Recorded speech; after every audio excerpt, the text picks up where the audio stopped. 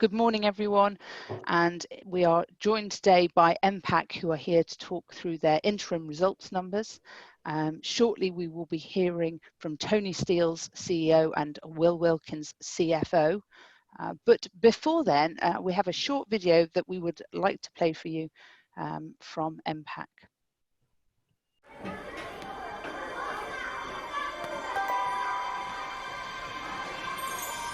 My daddy's a wizard. And he makes magical machines.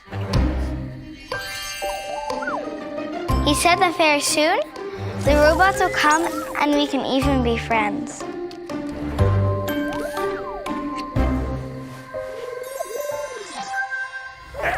He built the smartest robots you've ever seen.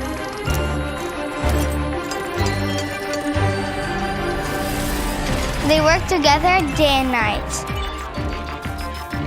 And they can learn from other robots around the world. And when he takes care of them, he's like Harry Potter.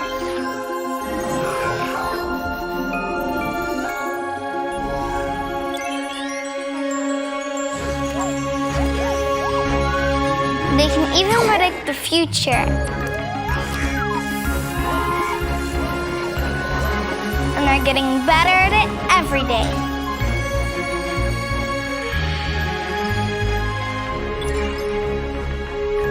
My daddy says that a robot can have a twin, just like a human. But this one lives on a computer.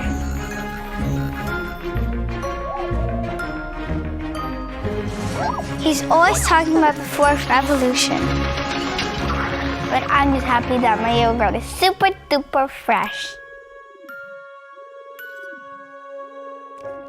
Mommy says that Dad makes the world safer, healthier, and more sustainable. And Daddy says that anything is possible and that they're just getting started.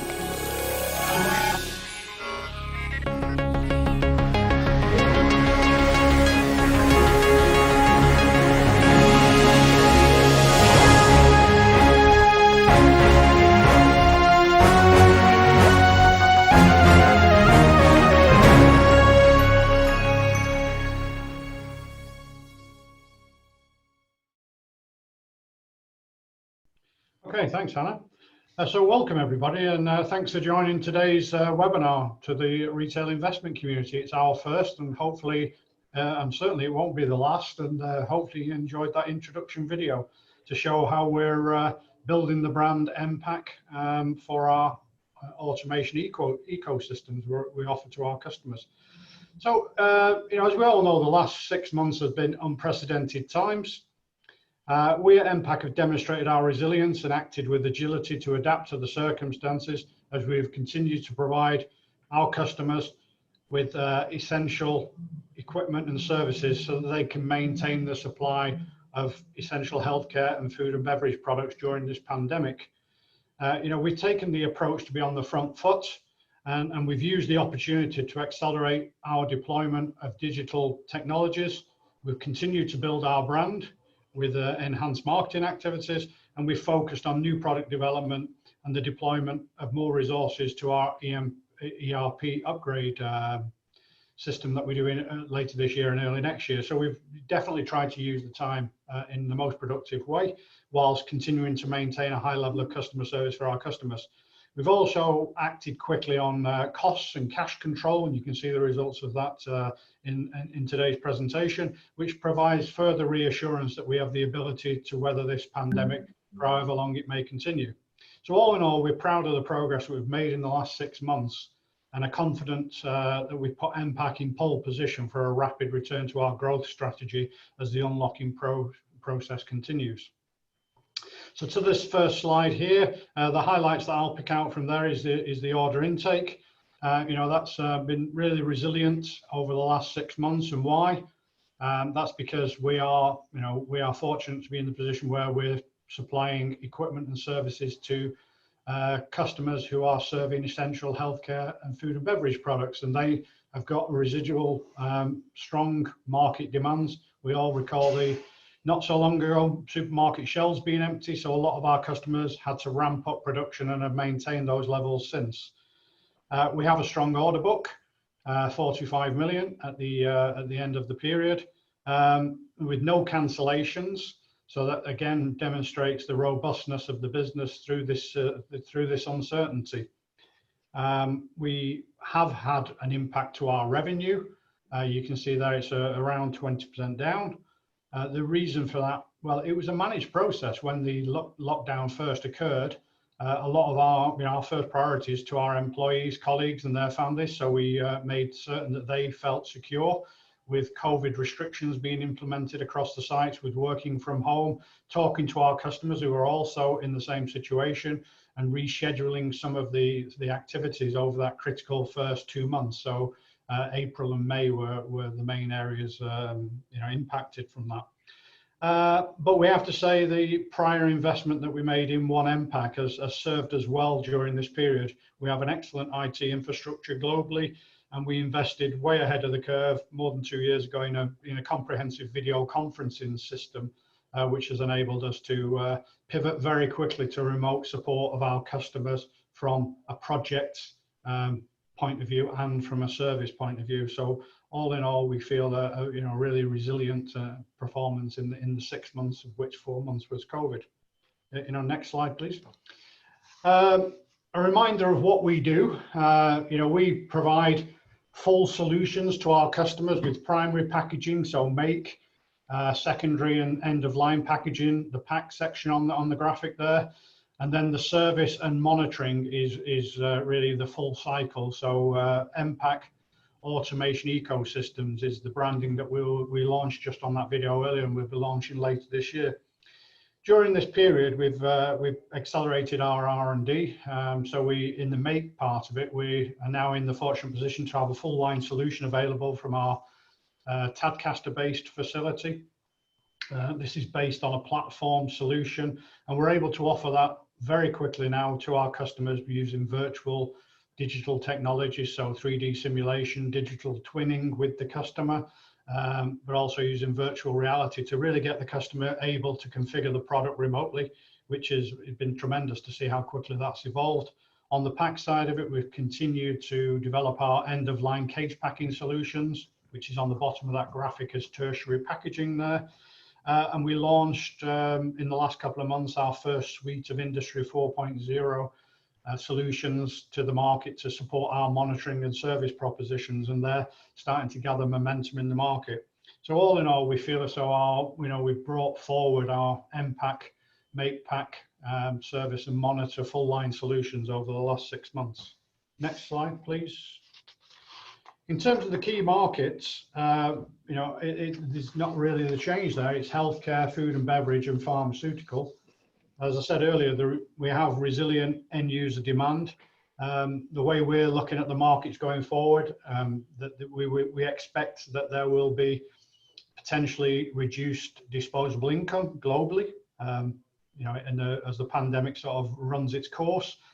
So that we're well served to supply those markets. And we do look at our prospects pipeline on a regular basis, and 75% or so of our prospects are in essential healthcare, food and beverage, in the sort of what we would really call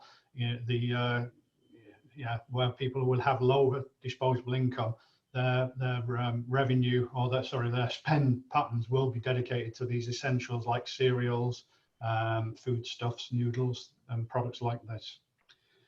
As you can see, the healthcare food and beverage split 52-45.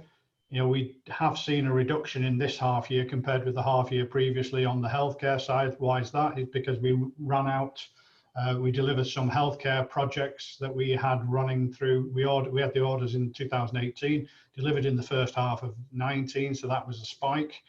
That wasn't repeated in the first half of 20, but I did comment in previous sessions with the investment community that would return to a more 50-50 balance going forward. So I think that's come to fruition here, 52% healthcare, 45% food and beverage.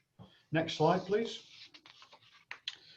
In terms of global reach, again, not much has changed on this, and it's served us really well during this this pandemic and will for the future, particularly in the Americas, which I'll come back to. The one thing I'd pick out on this slide is the fact that we've taken the decision now to merge the activities of Tadcaster and Coventry in the UK. This was always the plan when we acquired the Tadcaster business, Lambert Engineering, 18 months ago.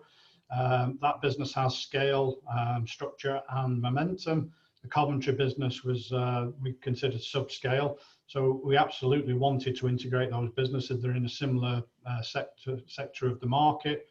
We spoke to our customers and they were all very, very supportive of that transition. The key goal for us was retention of key talent. And you know, if nothing else, this COVID period has proven that we can work efficiently remotely, so you know, that's progressing, we think, really well. The results of that is we will reduce the workforce in the UK by around about 40 people, and obviously there are some savings, considerable savings going forward from that activity, but it's more about efficiency and scale and moving the activities to Tadcaster to give a better customer proposition. Next slide, please. You know, in July, we gave an update on our response to COVID and where we were going as a business. So I'll just repeat some of the issues here today on that. One of our main goals, as I said earlier, was the health and well-being of our colleagues and families. So I was delighted to see the rapid response from our employees and our management around the world to secure our facilities, to make them COVID secure, even to the point where when I was walking around site and I went the wrong way or overstepped the mark, I was being told off, which is always a good sign that they're taking these measures seriously. But also the working from home. At one point we had 45% of our people working from home and working efficiently, again, because of the infrastructure that we already had in place. So we managed to maintain all sites during the last 6 months, albeit at a reduced level in some areas. Communication was a key part to this, and as I mentioned earlier, we had a good dialogue with all our customers. You know, their sites shut for short periods in a lot of cases. Some others continued to work. What we saw there was that the factories by and large continued to work, but the technical people were working from home. So it created that we needed to constantly communicate with a variety of different people to keep projects moving forward and to understand the customer dynamic. But we saw our video conferencing step up by a factor of 10 overnight, and it's not abated since. So, you know, we were really fortunate to be into that position. Not a lot of our competitors were in that same. They were using sort of off-the-shelf product rather than, you know, dedicated systems. And we've now extended this to virtual reality FATs, factory acceptance tests, so our customers can remotely approve the equipment before it leaves our facilities for shipment to their sites. And as you'll see in a case study later in this presentation, we're now working on solutions where we can remotely commission equipment on customer sites. So we really are working hard to stay on the front foot and find solutions to the current environment, rather than maybe, as we're hearing a little bit in the industry, other people sitting a little bit waiting for the unlock process to reach its conclusion before they start to really address some of these issues. Liquidity, this was at the forefront of our plans, and as you can see from the headline results, we've managed to be cash generative, and our our financial position has been strengthened during the last 6 months. So overall, my comment is that our colleagues really stepped up to create a safe environment and maintain excellent customer service and continuing business over the last 6 months. Next slide, please. So what we wanted to do very early on in the pandemic was start to think about fast recovery. So we had our senior management team really go into detailed exercises about how we could do this. The key elements you can see in front of you there. We wanted to gain a competitive advantage by thinking digital and focusing on service with our customers. So we chose to accelerate our marketing plans. You saw the video earlier, but we've also been very active in upgrading our websites for the Mpac Lambert and Langen business. We've also pioneered a virtual exhibition, and we had more than 300 attendees to that. And we've seen our social media followers, if you like, increase by 30% over the last 6 months. So we're spending a lot of time and effort on marketing in this virtual world. Now it's the go-to method of communicating and keeping in touch with all our customers globally. So we're very pleased by what's been happening there. And as I said earlier, we've made great progress on our new product development. We are ready to and able to offer full solutions on a platform basis in the healthcare market from our Tadcaster UK facility now, utilizing 3D simulation, digital twin technology, virtual reality tours, so you can really, the customer can interact with the concept of the product that we're discussing. And we're already having customers able to configure the product remotely and get to the point where they're suitably satisfied with the solution that they can place orders.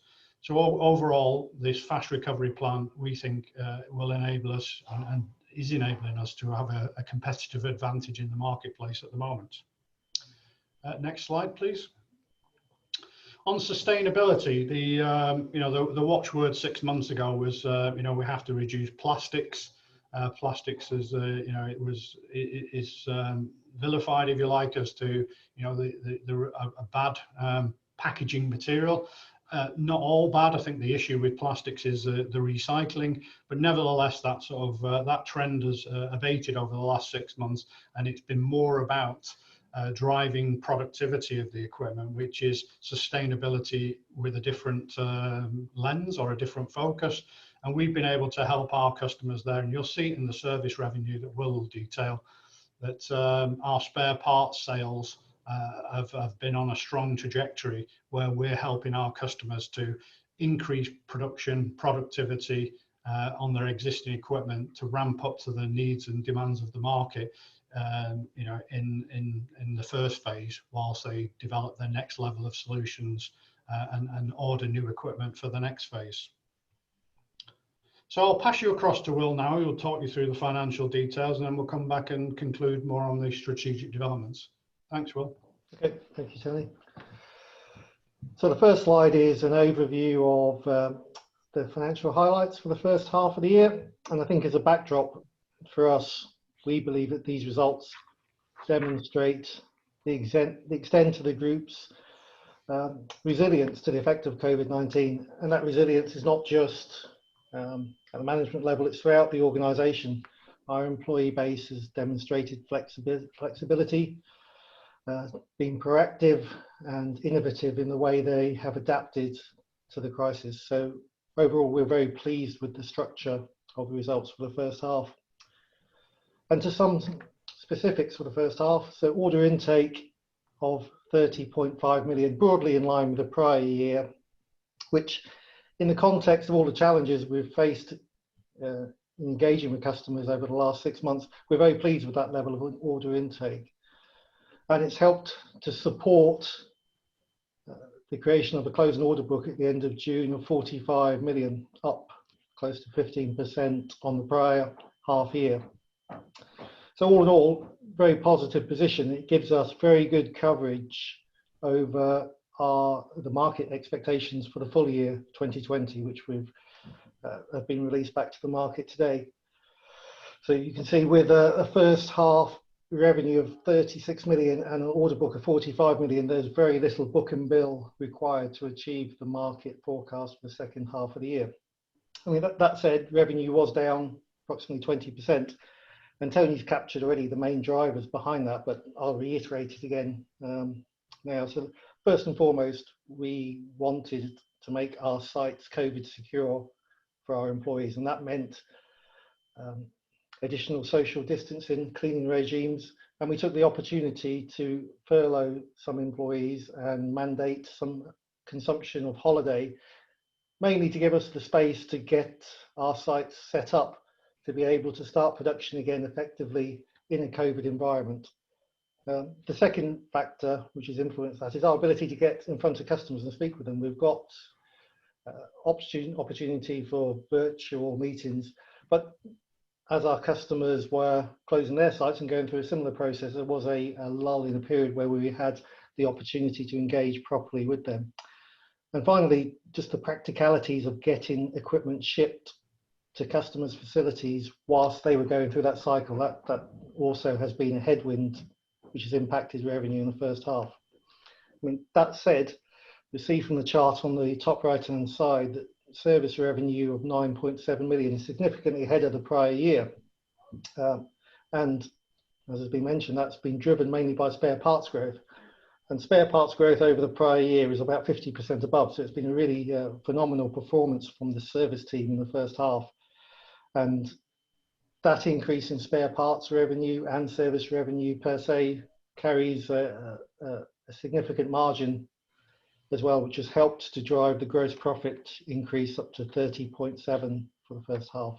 So that combination of structural change and the sales mix has been the biggest contributing factor for us to be able to report a healthy profit before tax of 2.5 million on an underlying basis, an underlying operating profit of 2.6 million.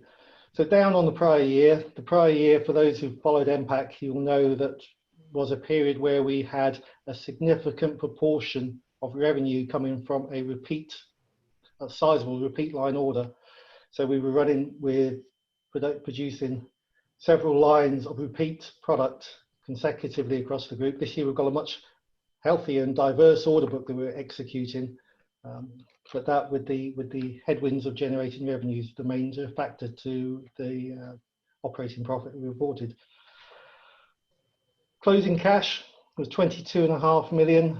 I mean, we've clearly made good progress in converting the revenue and the order book into cash, and that's been driven mainly by proactive management of working capital. There's a slide a couple of pages on which we'll come to on that, but I will take the point to say the cash balance is there. We've got access to borrowing, which we don't use at the moment, and overall we have a very strong and healthy balance sheet. The final point on this page is the interim dividend. There's no interim dividend proposed. You will recall that we proposed a final dividend last year, but then as we entered the period of COVID and the pandemic, the decision was taken to pause that. At the moment, the dividend policy is unchanged, and we'll revisit that decision again at the end of 2020.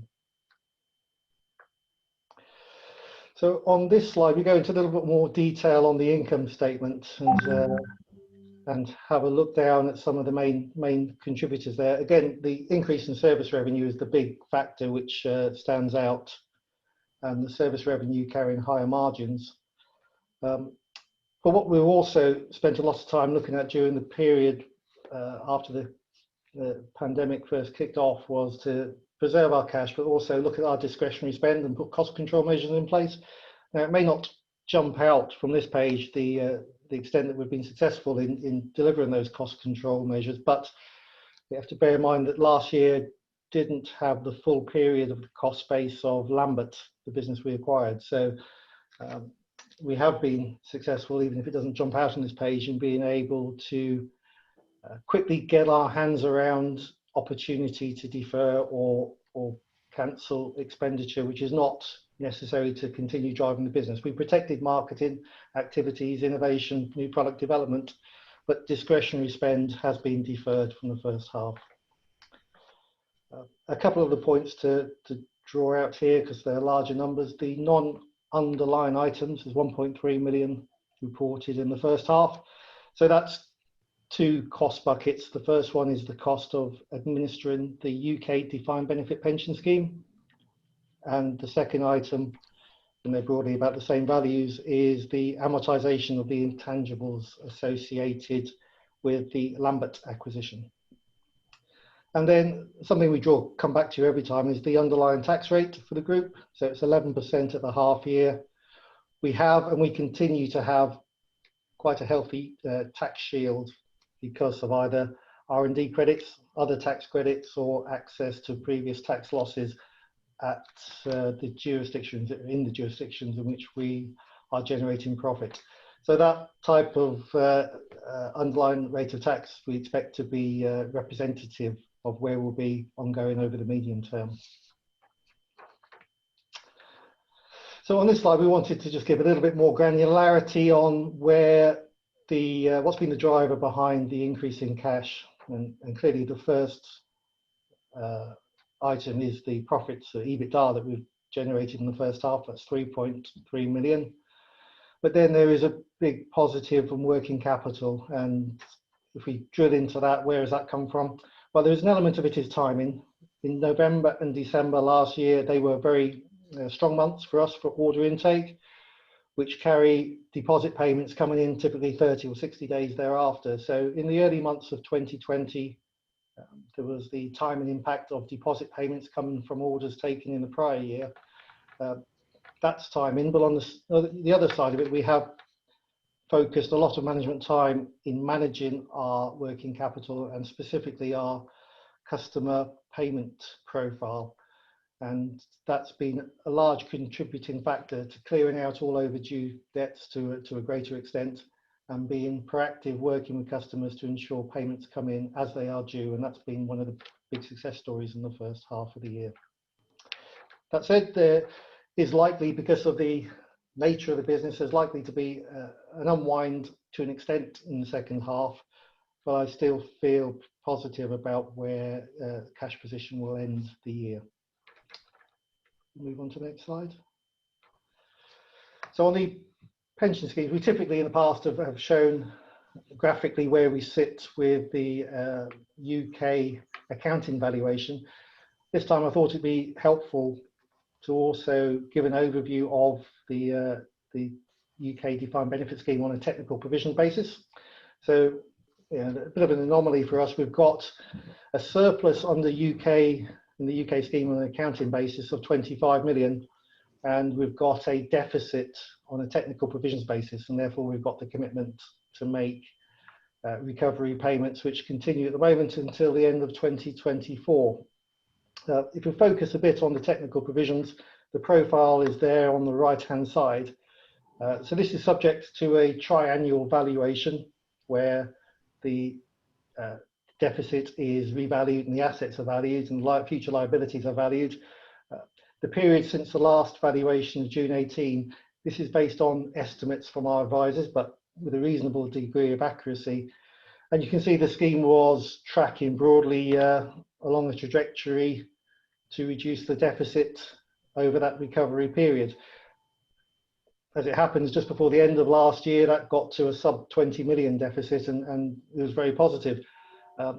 In the immediate months after the pandemic started, the volatility in the markets has had a correction, but for me it's reassuring that the investment strategy that we've agreed with the trustees and that they've put into place has shielded the scheme from the worst impact of that volatility, and primarily the transition of the investment strategy from growth assets to liability driven investments, and to hedge the impact of movements in the discount rate has been the major factor. And the provision now, the technical provision deficit as at today broadly, is where it was at the point of the last triannual valuation in June 18. So with strong asset performance, which we expect to continue, we feel that the recovery plan that was put in place to the end of 24 remains valid, and we're confident if we get back to a period of normality, and to an extent some increases in interest rates or discount rates would help as well, we're in good shape to conclude on the pension scheme in terms of recovery payments at the end of 2024. Back to you, Tony. Hey, thanks, Will. Yeah, next slide.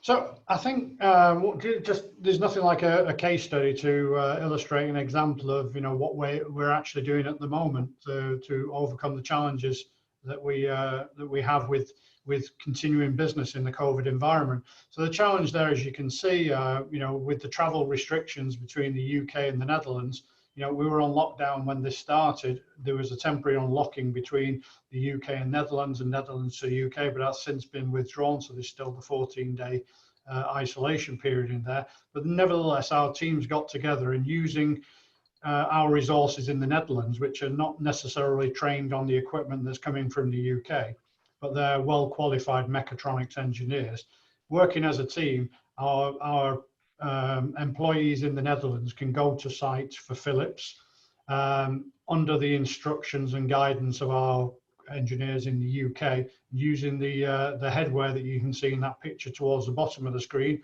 real wear. They can be, if you like, directed and driven by a specialist based back in the UK to address the commissioning issues that they face with relocating and then commissioning and ramping up that production.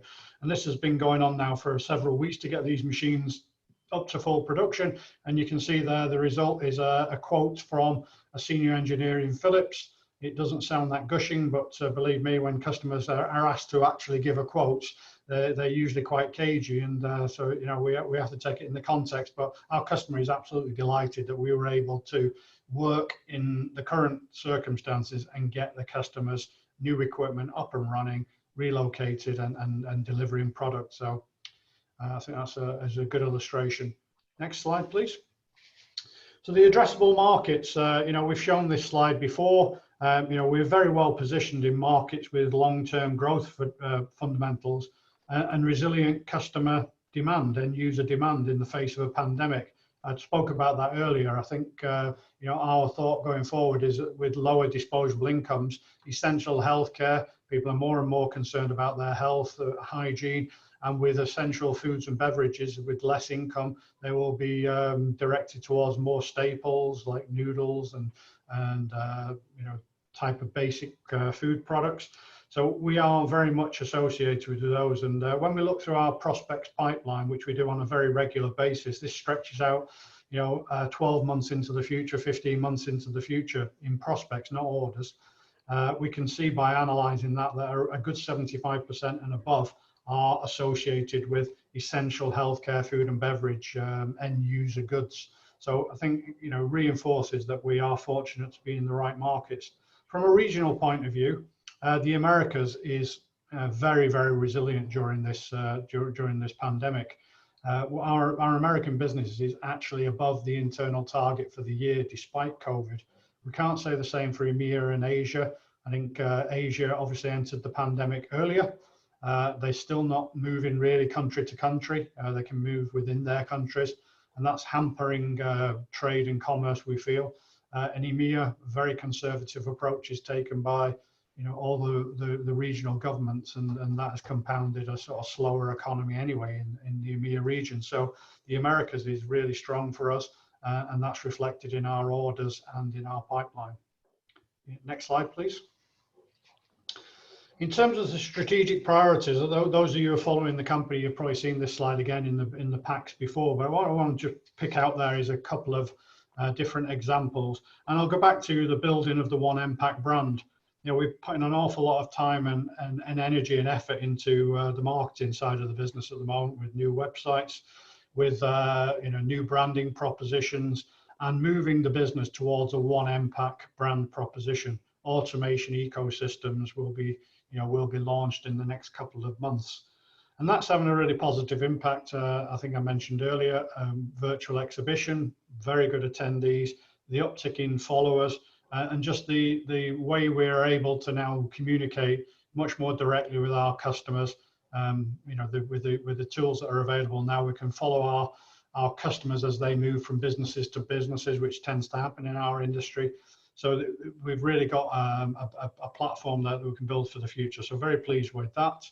On the make serve as a business, the way our business was able to pivot towards remote support, I think that again, you know, a big credit to all our service team for responding proactively and making things happen, as opposed to taking the, well, let's see how things work out, let's see how the unlocking process, let's wait until the customer is getting frustrated. No, our people were very much on the front foot, developing solutions and providing you know, an exceptional level of customer support during this period. And then on the operational efficiency, the preparation on the ERP system, we're upgrading our ERP systems. The first one is our Dutch facility in later on this year, October, and we've been able to spend more time using key resources on testing and training during that period. So in terms of future plans, the one I'll pick out there is the full solutions on the healthcare. This has been, again, really impressive from our Tadcaster facility in the way they've been able to bring a new product line to the customer in such a short space of time using a variety of digital tools and platforms. I think I mentioned some of them earlier, so I won't repeat them. And the digital sort of technologies, if you like, that we're using to enhance our customer experience, as opposed to waiting for the traditional trade shows and visiting customers at their sites. You know, we've pivoted very quickly to a different environment. Ensuring customer service going forward, service system enhancements. You saw that case study, that's the start. You know, we're doing virtual factory acceptance now as a matter of course. We've got quite a heavy schedule of site acceptance tests in the second half of the year to undertake. And we're very confident now we've got the tools and the wherewithal to complete them on schedule and on time. And then the final one on the operations side is the successful launch of the ERP system is key to our continued one Mpac approach.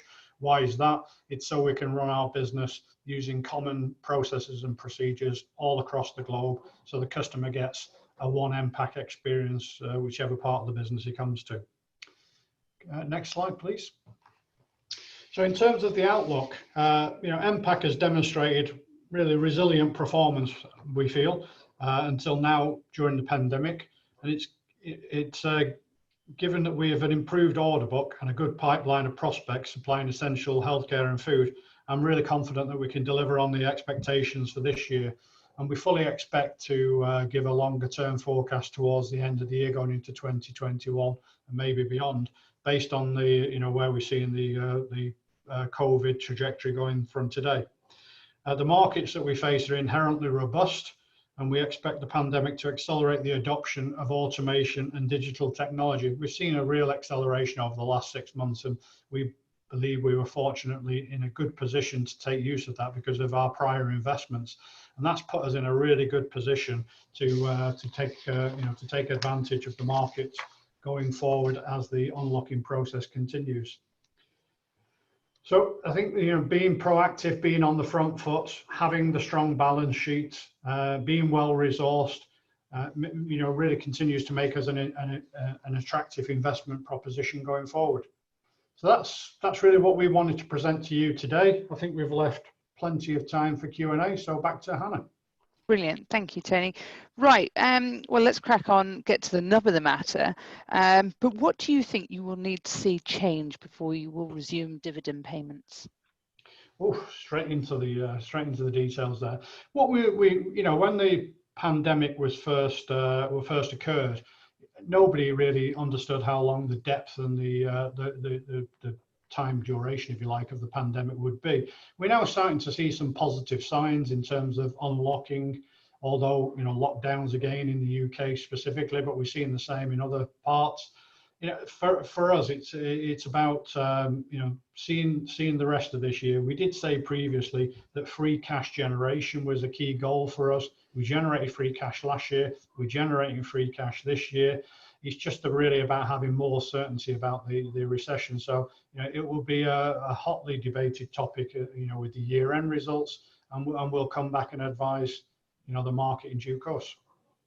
Good. Okay. Well, I suppose feeding into that, then, can you give us a little bit more detail on when you expect the deferred projects to come back, and are most of your end customers close to being back to full capacity?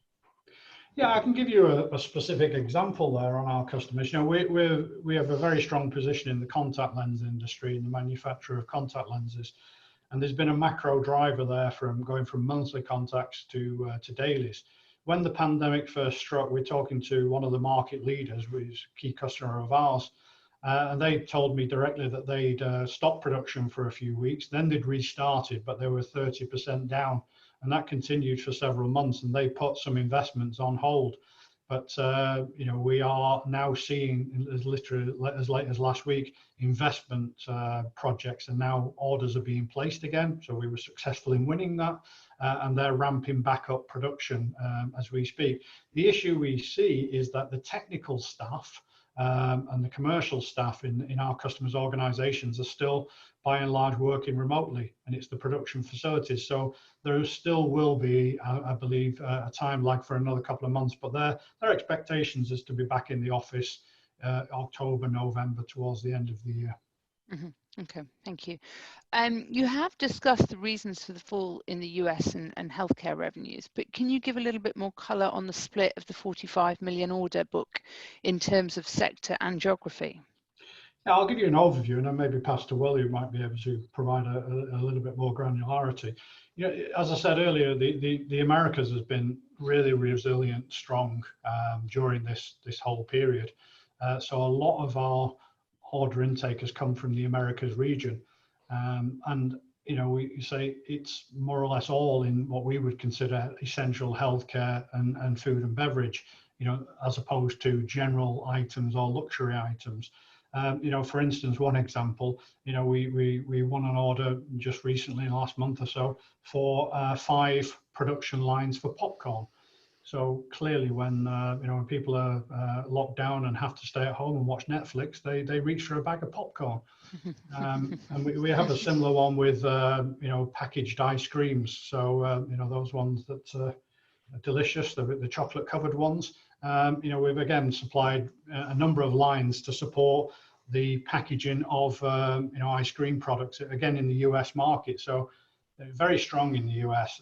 That's not to say that the EMEA and Asia are not, but again, it's consumables. So coffee sachets, coffee products continues to be quite a strong, and then a variety of other health associated. So tissues, you know, we're strong in the packaging of tissue products, and you know, with the pandemic, we've seen an uptick in inquiries and orders for tissue-based products.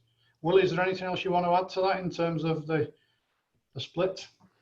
Well, just in terms of numbers, of that 45 million, about 60% of it relates to orders that we're executing for the Americas, or will be executing for the Americas. So you know, that's consistent with the message that that region is performing particularly strong, and we expect that revenue to unwind from the order book in the second half of the year. Perhaps then moving on to government support schemes, because you have obviously mentioned that you've accessed them, but one of the investors couldn't see quantification of this support and wondered what impact this would have on net cash of the 22.5 at the June period close. Yeah, Will, again, do you want to pick that one up? Pick that one up. So if we talk about, we mentioned we furloughed approximately at its height about half of UK employees for a period of a month or two, which tapered back off quite quickly as we returned our sites to normal production levels. So in terms of magnitude, under claims under the job retention scheme, that equated to about £400,000. So not a significant sum in terms of the cash generation or the closing cash that we've got. And it was driven more by the need to protect the well-being of our employees as opposed to getting our hands on that £400,000. It was about making our sites secure and protecting our workforce. Helpful, thank you. Previously, there has been specific reference to projects in India being delayed. So can you tell us what the status is on those currently? India specifically, you know, we have a number of installations and a number of customers in India. One of the biggest ones is the state tobacco and food company. The situation in India, we see it on the news, is they were heavily hit by the pandemic as well. You know, the activity levels there have been considerably quietened over the last couple of months. So it's not an area that we're factoring into our forecast in the next 6 to 12 months for us. It's something that we've got there in the sort of upsides to our prospects. It's not a strong demand at this moment. Got you. Perhaps then if we return to the service side of the business, which has obviously been going extremely well, what amount of that, the 9.7 million, you know, described as parts, what amount was actual service, i.e. the selling of the engineer's time, versus, you know, product? And is there any level of contracted support?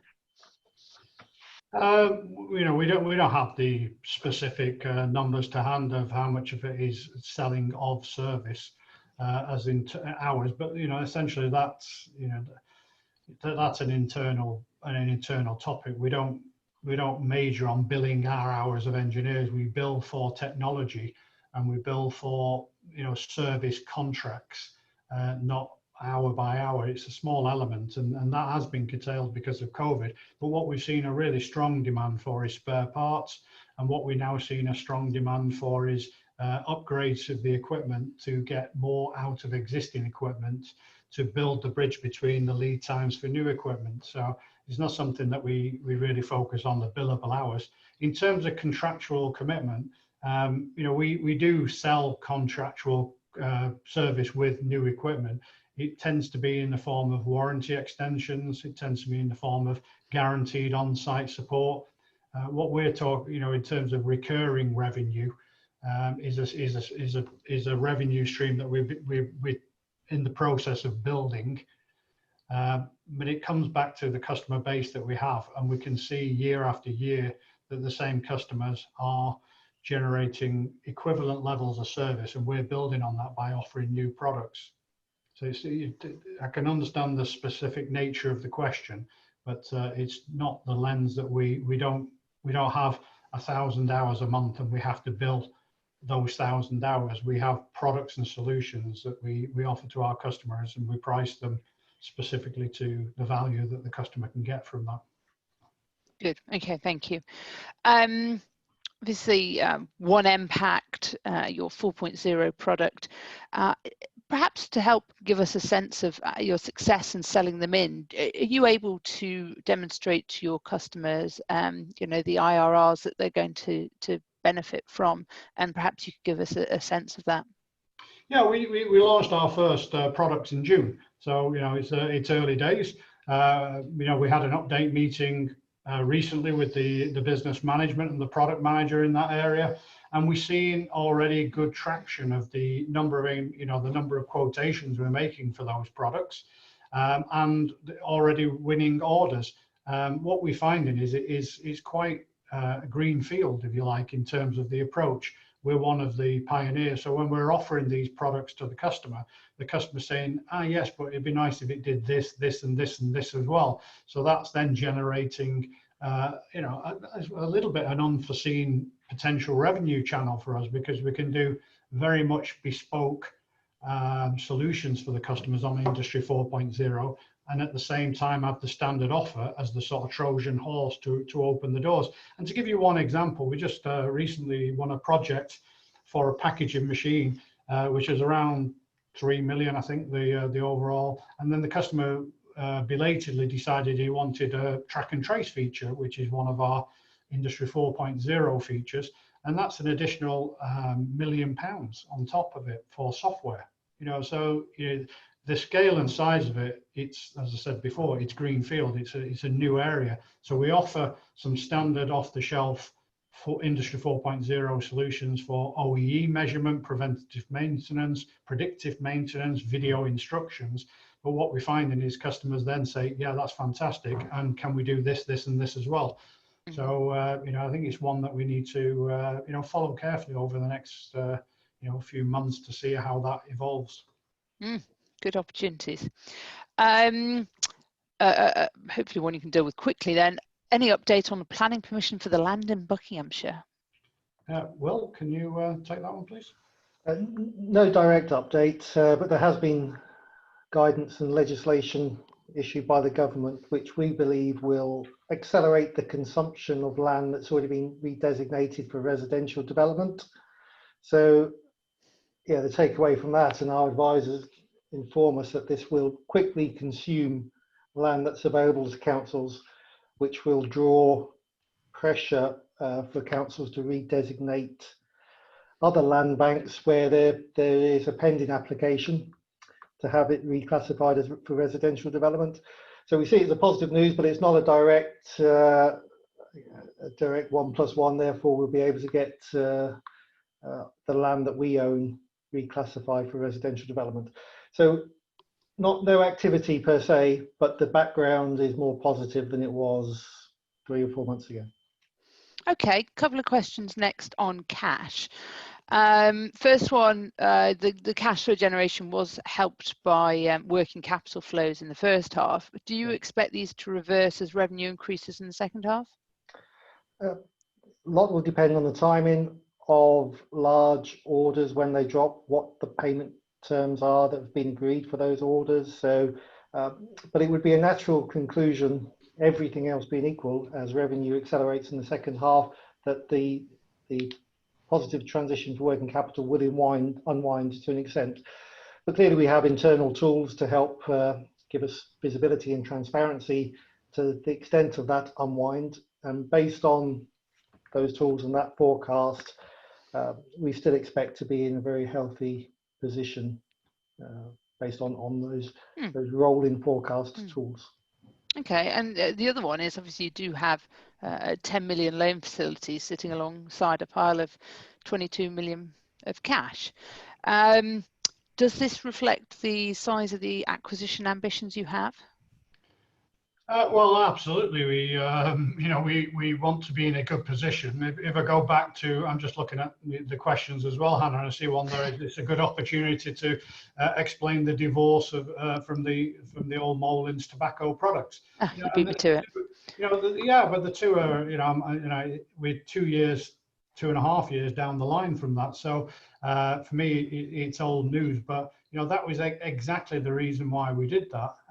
We wanted to reshape the business, put the business on a growth platform, and that was definitely not a growth platform. It was a milk at best, and give ourselves the firepower to acquire the right businesses and to support our growth. So we've been diligently looking into the market. We acquired the Lambert business over a year ago now, 16 months ago. We've got a very active pipeline of potential targets for acquisition. COVID isn't helping that really, because the traditional way of doing that was boots on the ground, and clearly that's not possible. So we are using digital technologies to sort of try and accelerate those plans. So we are very pleased by the pipeline that we've got. The businesses are all off market that we're looking at, privately owned. So it is a little bit of how long's a piece of string to get to a timeline. But nevertheless, we're very pleased with where we're at on the acquisition trail at the moment, and want to keep that balance sheet intact and the facilities that Will's negotiated with the bank to give us the ability to move quickly. Okay, well, I think there's one more here we can sort of link into cash. Obviously, COVID-19 has changed the way many of us have worked. Today's an apt example, but obviously you've been using webinars for product presentations, etc. So are you seeing long-term cost savings, permanent changes in working practices that will deliver a benefit to the bottom line? Well, we can double hand that. I can just say that the first thing is absolutely. And will it come back to, I used to correct people in our business when they said, when it gets back to normal. Guys, forget normal. It's not. I think this is a transition. This is one of those periods where you see a step change, paradigm shift, as it were, to a different way of working. And you have to question who wants to sit on a flight for 8-10 hours, be upside down when you arrive, in terms of time zones and all the rest of it. Are you at your best? Now, you're not going to substitute for all of that. So I really do believe that there's going to be a fundamental shift in the way businesses are interacting, and the cost savings, in travel alone, are huge. I'm sure some of that will come back because there is really valid and important reasons to be face to face. But I think there has been a material shift. Just pass you across the world to give you a bit of a heads up about how it's impacting us at the moment. In terms of cost savings specifically, we mentioned earlier that early in this pandemic, there was a deep dive into our cost base, looking at what discretionary spends we could get our arms around. And as a quantum, in the period where it's been most extreme, we've been able to defer, cancel, delay around £500,000 of expenditure that would have otherwise gone through the business, with travel, with discretionary spend. We've focused that instead in the areas of the business that will drive a better return. So it's marketing activities, new product development, innovation. So it's a restructuring of the cost base and a focus on where there is a better return. And if that continues and we can work effectively remotely, then we will continue to operate in that fashion. Okay, very helpful. Have we got time for one more, gentleman? Yeah, we've got a few more minutes before the Yeah, okay, brilliant. One here on reshoring, which is certainly of interest to me. There's a factor before COVID-19 hit, but any sort of ongoing increasing evidence that it's all heading back to the US, or what about Mexico?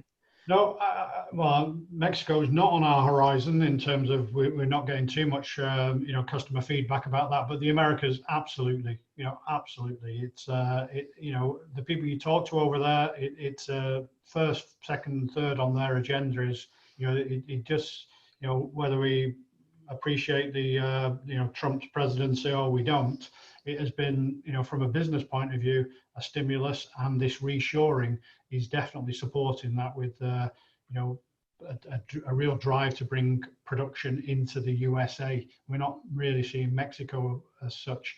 I think that will happen more. We could have a, international, you just cross out the inter bit. Companies will, and some of our major customers, the conversations we're having with them, they are looking at, national, if you like, security of supply, so that they don't have to rely so much in the future, maybe on extended supply chains across the world. So it's really raised the debate, but the USA market is racing ahead with that. Would be my comment. Okay, well, I am aware that you do have a midday call, gentlemen. So although we've got a couple more questions, perhaps we can answer them and get answers out to investors independently. But thank you all for joining us today. If you haven't seen it already, we have published a note with forecasts this morning, which you can find at our website. And we will be making a recording of this webinar available as soon as we are able. So thank you all again for joining us, and to you, gentlemen. Thank you, Helen. Thank you very much, everybody.